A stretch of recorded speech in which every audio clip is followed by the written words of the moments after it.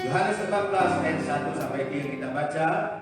1, 2, 3. Janganlah gelisah hatimu, percayalah kepada Allah, percayalah juga kepadaku. Di rumah Bapakku banyak tempat tinggal. Jika tidak demikian, tentu aku mengatakannya kepadamu. Sebab aku pergi ke situ untuk menyediakan tempat bagimu. Dan apabila aku telah pergi ke situ dan telah menyediakan tempat bagimu, aku akan datang kembali dan membawa kamu ke tempatku, supaya di tempat di mana aku berada, kamu pun berada. Haleluya. Inilah firman Allah yang akan kita perhatikan bersama-sama pada kesempatan pagi hari ini, dalam rangka kita memperingati hari kenaikan Tuhan Yesus. Apapun yang mungkin kita sedang hadapi hari-hari ini, mempertahankan keyakinan dan iman kita kepada Tuhan, agar supaya dalam kehidupan kita mengiring Tuhan, jangan sampai hati ini timbul pengkhianatan kepada Tuhan, yang artinya kita meninggalkan Tuhan, kita jauh dari Tuhan, karena mungkin ada tekanan-tekanan kita hadapi. Tetap setia kepada Tuhan, tetap bertahan.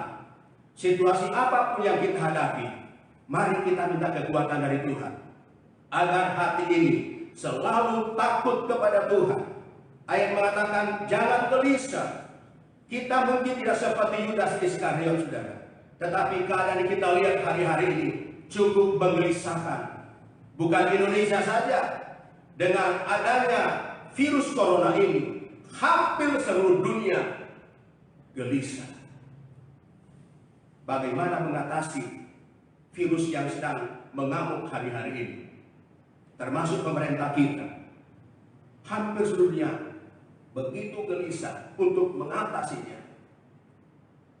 Saya seringkali katakan, tidak ada satu yang kita tidak akan alami kalau Tuhan tidak izinkan. Ya. Dan kalau kita alami seperti ini, dunia alami seperti ini, Tuhan izinkan agar supaya kita apa? Menyadari hidup kita ini, apa yang kita harus lakukan. Mau berharap pada kekuatan kita, tidak bisa. Yang harus dilakukan Allah, harus mengandalkan Tuhan, harus berserah penuh kepada Tuhan. Tantangan yang kita hadapi, kita tidak lihat seperti apa, tapi kita melihat begitu banyak manusia gelisah. Hampir seluruhnya gelisah melihat keadaan yang ada, menghadapi situasi yang ada. Tapi sebagai anak Tuhan, kita yang ada diingat oleh firman Allah, janganlah gelisah hatimu, percayalah kepada Allah. Karena kita punya Allah yang luar biasa. Kita punya Tuhan yang sanggup menolong kita. Ketika kita gelisah, firman katakan kita, Dia akan memberikan kita kelegaan. Apa yang menjadi kegelisahan kita hari-hari ini, menghadapi hari esok, menghadapi masa depan, kita percaya Tuhan tidak mungkin biarkan kita. Kita berdoa supaya penyakit menakutkan ini, Tuhan akan jauhkan dari kita sebagai anak-anak Tuhan. Kita akan dilindungi, kita akan dipelihara oleh Tuhan. Karena janji Tuhan buat kita semua. Dimanapun sudah berada, jemaat yang saya kasih dalam Tuhan, percayalah, Tuhan akan melindungi kita dari ancaman apapun, asal kembali pada firman Allah. Percayalah kepada Tuhan, percayalah kepada Allah, percaya juga kepada Tuhan. Karena Dialah yang dapat menolong kita, yang akan memberikan kita jalan keluar apa yang harus kita hadapi. Bukan tidak gelisah, pasti saudara. Tetapi firman Allah ajak dan ingatkan kita yang ada pada saat ini, dalam rangka kita memperingati hari kenaikan Yesus Kristus ke sorga. Kalau mungkin hari-hari kita sedang gelisah, ada banyak faktor membuat kita gelisah. Memikirkan masa depan anak-anak, memikirkan masa depan kehidupan kita. Tapi firman Allah yang dikatakan, mari jangan gelisah, serahkan pada Tuhan. Kami juga sebagai hamba Tuhan, pastikan bahwa walaupun secara manusia, secara daging, kegelisahan itu pasti dirasakan. Tapi ayat ini juga datang pada kami, jangan gelisah. Ya, saudara, Yesus naik ke surga, kita sudah tahu semua. Dia pergi ke surga untuk menjadi tempat buat setiap orang-orang yang percaya. Dikatakan ayat 3, dan apabila aku sudah pergi ke situ dan menyediakan 2000 tahun yang lampau, kita sudah peringati, hari ini kita peringati, dia naik ke surga, menyediakan tempat buat anak Tuhan. Jadi Yesus sedang bekerja keras untuk menyediakan tempat buat saudara dan saya sebagai anak Tuhan yang tetap setia. Dan kata firman Allah, ketika dia pergi ke situ dan telah menyediakan tempat, dia akan datang kembali.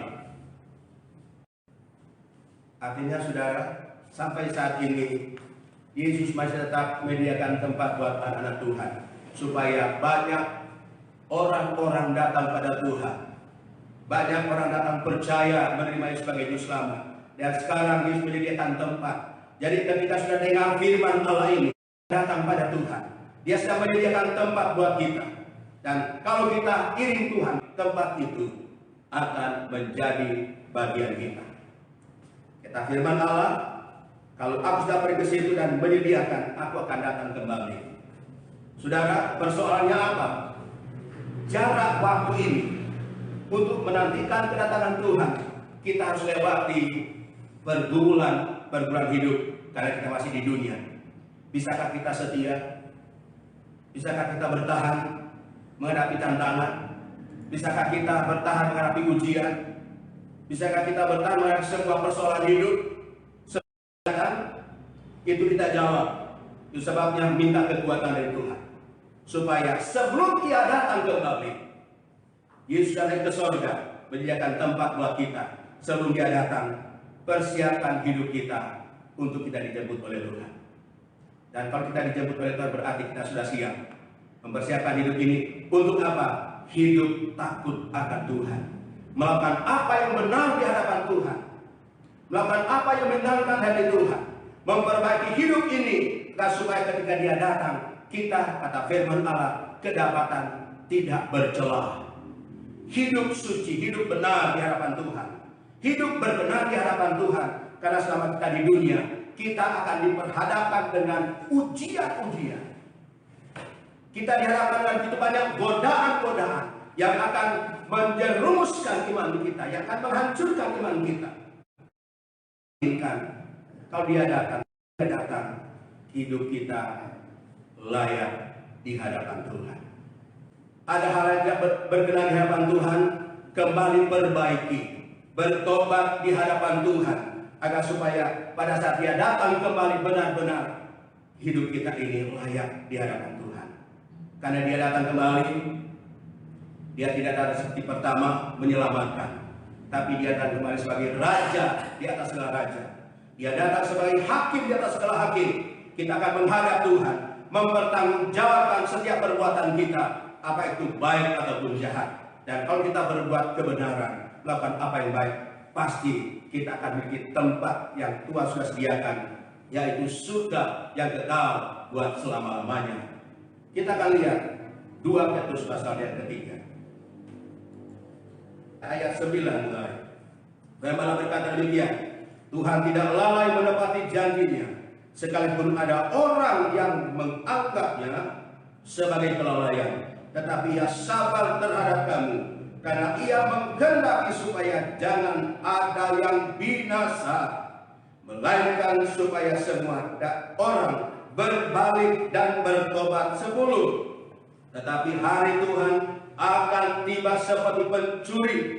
Pada hari itu langit akan lenyap, dan gemuruh yang dahsyat dan unsur-unsur dunia akan hangus dalam nyala api, dan bumi dan segala yang ada di atasnya akan hilang lenyap.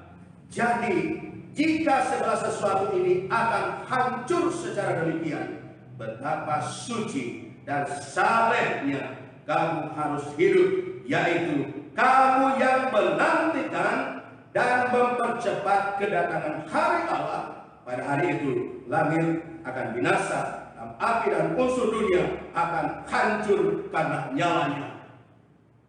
Itulah kedatangan Tuhan, menghancurkan dunia, menghukum dunia karena dosa. Tapi firman katakan, hari-hari ini Firman katakan, Tuhan tidak lalai menepati janji. Yang Tuhan minta agar kita persiapkan sebelum Dia datang. Dia sudah naik ke surga, tapi Dia akan datang kembali. Dia akan datang menghukum dunia, menghukum orang-orang yang tidak mau bertobat dari dosa. Dan dikatakan dalam ayat ini bahwa sekalipun ada orang yang menganggap sebagai kelalaian, tetapi ia sabar terhadap kamu. Sabar untuk apa? Agar kita sadar kembali kepada jalan Allah. Sadar kembali kepada Tuhan. Mereka yang sudah jauh meninggalkan Tuhan sadar harus kembali kepada jalan Allah. Melakukan apa yang benar di hadapan Tuhan. Meninggalkan hal yang tidak berkenan di hadapan Allah. Dan dikatakan dalam ayat ini, ia sabar karena ia menghendaki supaya jangan ada yang binasa. Tuhan mau memang semua orang bertobat dan mengalami kehidupan yang kekal. Tuhan tidak mau manusia itu binasa, enggak. Tuhan mau supaya semua orang selamat, siapapun dia. Tuhan mau agar supaya sebuah umat manusia ciptaan Allah selamat, mewarisi kerajaan surga yang kekal di selama-lamanya. Tetapi kembali, Dia menentukan hidup kita sendiri. Kalau kita mau selamat, Tuhan bilang, Dia tunggu kembali bertobat, melakukan apa yang benar di hadapan Tuhan, meninggalkan hal yang tidak berkenan di hadapan Allah. Kembali, Dia tunggu dengan sabar. Dia tak menanti kita datang kembali kepada jalan Tuhan. Kapan kita mau datang? Satu hal yang harus kita ingat, Roh Kudus perlu dalam hidup kita untuk menyadarkan kita, Tuhan, saya banyak salah. Saya orang berdosa. Saya sudah diselamatkan, saya sudah diampuni, tapi menjalani kehidupan dalam dunia ini itu banyak godaan-godaan yang menjatuhkan iman kita, menghancurkan hidup kita. Makanya kita perlu pimpinan Roh Kudus yang sanggup menghadapi semua godaan. Kita bisa melakukan apa yang menyenangkan hati Tuhan.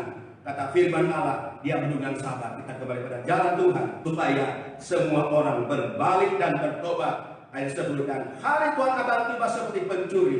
Pada hari itu langit akan lenyap dan gemuruh yang dahsyat dan unsur-unsur dunia akan hangus dengan nyala api, dan bumi dan segala yang ada di atasnya akan hilang. Dan perhatikan 11, jadi jika segala sesuatu ini akan hancur secara demikian, betapa sucinya dan salehnya kamu harus hidup. Minta kekuatan Roh Kudus dari kehidupan ini, saudara, bisa mempertahankan hidup sebagai anak Tuhan yang menyenangkan hati Tuhan. Satu saat ketika ada penderitaan datang, seolah-olah kita bertanya, mana Tuhan saya? Tuhan kita tetap ada. Tuhan mau kita jadi anak Tuhan yang kuat, menghadapi ujian, tantangan, dan penderitaan. Agar kita tetap setia mengasihi Tuhan, mengiring Tuhan sampai Dia akan datang kembali. Dunia akan hancur, kata firman, tapi kalau kita setia kepada Tuhan, Dia akan datang menjemput kita. Dia akan bawa kita ke tempat yang senang, kekal buat selama-lamanya. Dan berkata semua, demikian firman Tuhan. Dan firman Tuhan jadi berkat buat kita semua.